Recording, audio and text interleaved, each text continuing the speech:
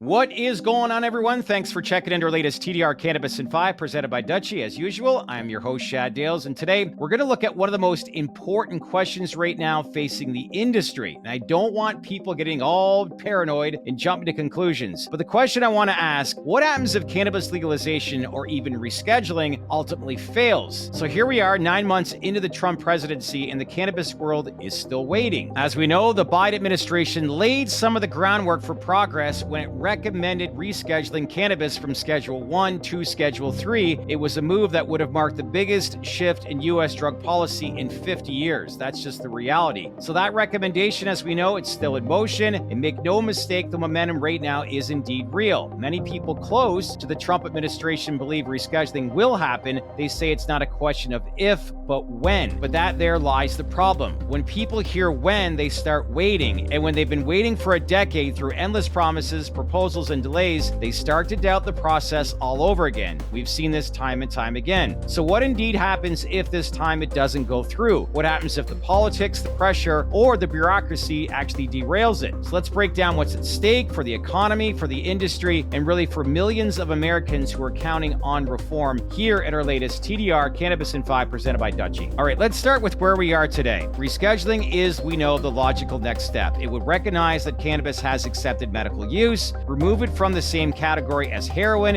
and finally fix one of the biggest burdens crushing cannabis businesses, which is the IRS Code 280E. As we know, that single line of tax code costs the industry billions of dollars every single year. It also prevents companies from deducting normal business expenses, forcing some to pay effective tax rates that are above 60%. So when the Biden administration made its recommendation last year, as we know, the market did rally, stocks jumped, investment returned, and hope resurfaced. But let's fast forward to today, and right now, with the decision pending final approval, the optimism has turned into impatience. Every week, without an announcement, it adds a little bit more doubt, and that's where the cannabis industry finds itself, caught between real progress and deep skepticism born from years of unfulfilled promises. We've been whipped around in every angle you can imagine. So if cannabis reform fails again, we all know the economic fallout would be massive. Let's start with the basics. Without rescheduling, 280E stays in place, and that means even the strongest operators like Curaleaf, Trulieve, Verano, they will continue to burn cash just to stay compliant. But then you have the smaller independent retailers who will feel it the worst. Margins will shrink, capital will dry up, and we'll likely see another wave of bankruptcies and consolidation. This is why it's the moment of truth for this industry right now. And then we look at investors who have been already cautious for years based on volatility. They may finally check out for good, and that would leave the entire U.S. cannabis industry dangerously underfunded right when global competitors are actually scaling up. So in other words, without reform, America risks losing its global cannabis advantage, not because it can't compete, but because it refuses to modernize.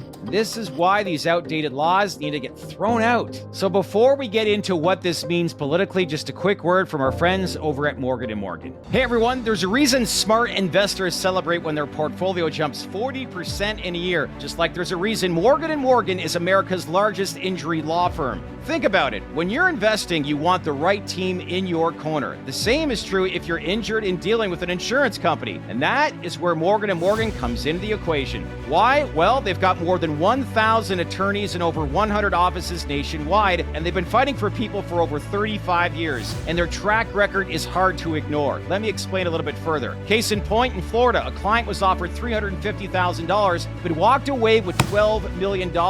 In Pennsylvania, another client, they turned $650,000 offer into $26 million. That's a 40x return. So in total, Morgan & Morgan, they've recovered more than $25 billion for over 500,000 clients. So really, when you hire him, it's like bringing in a legal army that has your back. Because if you're injured due to someone else's negligence, you deserve to be paid. And let's be honest, not all law firms are created equal. But with Morgan & Morgan, their fee is free unless they win. You can start your claim right now by clicking the link in the description below or by scanning this QR code on your screen with your phone. At the end of the day, if you want what you deserve, make sure you go in with the right team by contacting Morgan & Morgan today. Now, let's get back to the rest of our video. All right, let's pick up where we left off. And politically, we know this moment is very delicate. The Trump administration has signaled that it's open to reform, and behind the scenes, advisors close to the president have suggested that rescheduling is being reviewed seriously. So that is indeed encouraging. Why? Well, it shows momentum from last year that it hasn't died, and it's just being handled very carefully. Calculated approach, as I've said before. But let's face it, it's still Washington, and as we know, things move slowly, especially when it comes to cannabis. But if the process drags too long, the political costs could rise. Democrats might accuse Trump of stalling, and Republicans might use it as leverage in other negotiations. Once again, the people who lose most will be the operators, the patients, and investors stuck waiting for clarity. So while optimism is justified, the industry's learned to stay cautious time and time again, because we've seen this movie before. And we also have to factor in there's another side to this, and it can't be overlooked. If federal reform doesn't move forward, we risk freezing tens of thousands of Americans in outdated laws. People with nonviolent cannabis convictions, they could remain barred from jobs, housing, or travel, even while the legal market thrives around them. Then you've got federal enforcement priorities. They may not return to the old days of raids and prosecutions, but the threat of selective enforcement will always hang in the air, and they don't want to prioritize around cannabis anymore. So that creates fear, especially for small operators who've risked everything to build legitimate businesses in states where cannabis is already fully legal. So failure here doesn't mean just lost tax revenue, it means lost trust in the system, in fairness, and in the idea that progress actually sticks. And meanwhile, you have to factor in the rest of the world isn't sitting idle. Germany is scaling its new medical framework, Australia's imports are surging, and Latin American producers, especially in Colombia and Uruguay, are building global export networks. So if the US continues to stall, let's face it, those nations will lead the next generation of cannabis commerce, pharmaceuticals, research, and wellness. And we all know we live in a world now based on wellness. So America may have pioneered legalization at the state level, but federal paralysis could make it a follower on the world stage. That's the quiet risk. Lose the innovation edge while others claim the spotlight. And let's hope this message is being communicated to the president as to what is potentially at risk if we don't move. Because here's the thing about politicians that they often forget. Consumers don't move backward. They don't. Tens of millions of Americans already buy cannabis legally every single month. It's integrated into their lives as medicine, recreation, and as routine. So if reform stalls federally, the cultural shift is permanent. It's not going away. Think about it. Americans won't suddenly just stop consuming or believing cannabis should be legal. That is so far from reality. So if the government hesitates, markets will just adapt through state laws, new hemp-derived loopholes, or digital delivery models that operate outside the old playbook. That's why failure doesn't stop the movement, it just pushes it into the underground again and again, which we've seen. And that's exactly what nobody wants. So again, what happens if cannabis legalization fails? One, the industry remains crippled by 280E, forcing more closures and consolidation. Two, federal confusion continues, leaving states and operators with no national consistency. Three, you got social justice progress, it freezes, trapping thousands in outdated laws. Four, global competitors will pull ahead, capturing innovation and trade opportunities. And finally, number five, consumers will keep moving forward anyway, leaving Washington further behind. So the momentum towards reform, yes, it's absolutely real. It's just slower than what people are hoping. Those close to the administration do believe rescheduling is inevitable. It's not if, but a matter of when.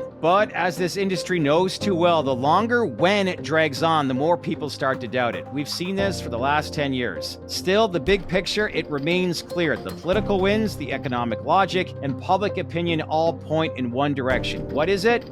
Forward. It's just a matter of whether Washington finally decides to catch up, because the American people are moving with or without them. Ultimately, my takeaway here, if I want to calm the nerves, do I think rescheduling is going to happen? Absolutely. But it's always good to consider what's at stake if it doesn't. And really, this is what these politicians need to truly understand. Make the change, reschedule, be the global leader of research, and create so many jobs, so many opportunities, and get rid of some of these outdated laws, because people should not be in jail for these non-violent crimes. That's it for today in our latest TDR Cannabis in 5. This is an important topic, so leave your comments below and let us know your feedback on the waiting game. Are you still confident something happens? Any concerns you have, leave your comments below. Love to get your feedback. Also, if you like this breakdown, as I usually say, give this video a like, smash on that bell for all notifications, and we'd love it if you could subscribe here at TDR. That's it for today. I'm your host, Shad Dales. Have a good one, and I'll see you in the next video. Take care, everyone.